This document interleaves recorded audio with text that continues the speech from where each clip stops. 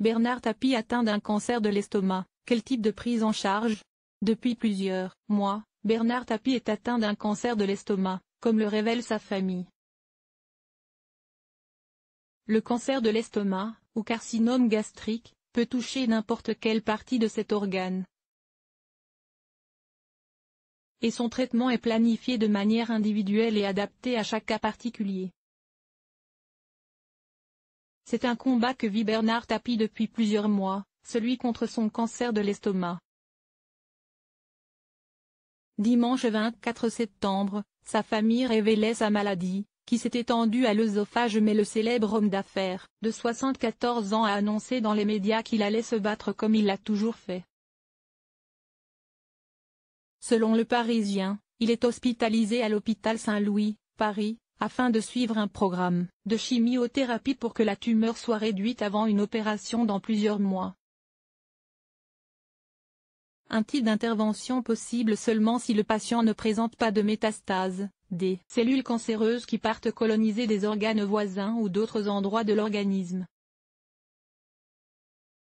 Le cancer de l'estomac est une maladie des cellules de l'estomac, organe creux du système digestif qui fait suite à l'œsophage et précède le duodénum, première partie de l'intestin. Il s'agit le plus souvent d'un adénocarcinome, 90% des cancers de l'estomac, un cancer du tissu qui tapisse l'intérieur de l'estomac, sa muqueuse. L'Institut national du cancer, INCa, estime à 6556 le nombre de nouveaux cas de cancer de l'estomac, en 2012, ce qui le place au 13e rang des cancers les plus fréquents en France. Il touche plus souvent les personnes âgées de 65 ans et plus, en particulier la population masculine, 66% des nouveaux cas.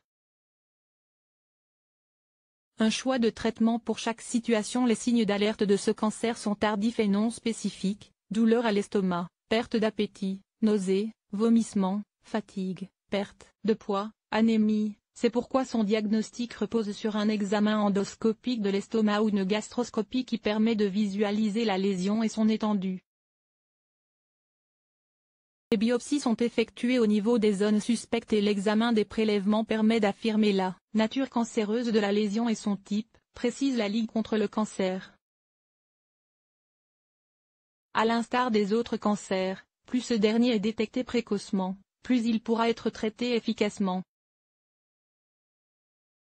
Cependant, les chances de guérison ne peuvent être estimées qu'à partir de l'ensemble des résultats. Selon la situation du patient, différents professionnels peuvent être impliqués: hépato-gastro-entérologue, chirurgien, oncologue, nutritionniste, radiologue.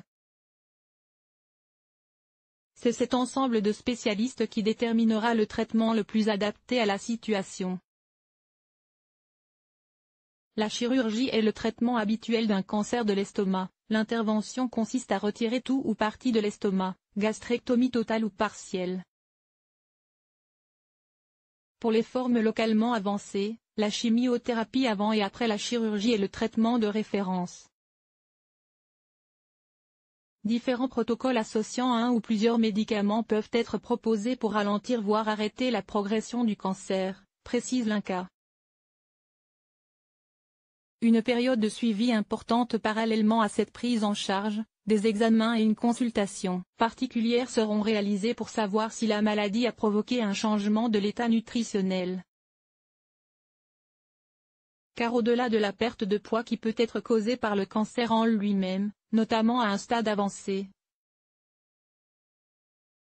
les traitements et leurs effets secondaires peuvent également favoriser la perte de poids et exposer le patient à une dénutrition.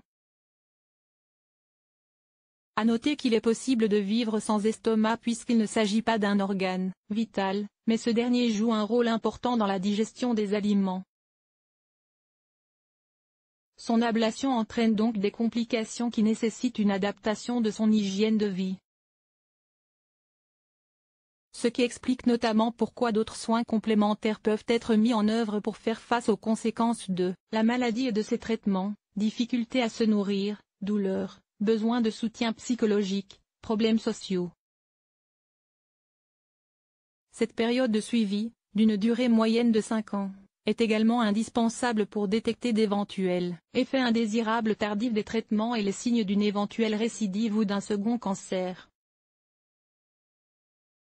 Selon la Ligue contre le cancer, les risques de rechute sont liés à la localisation de la tumeur, à son extension locale et régionale, à l'existence et au nombre de ganglions envahis par des cellules cancéreuses.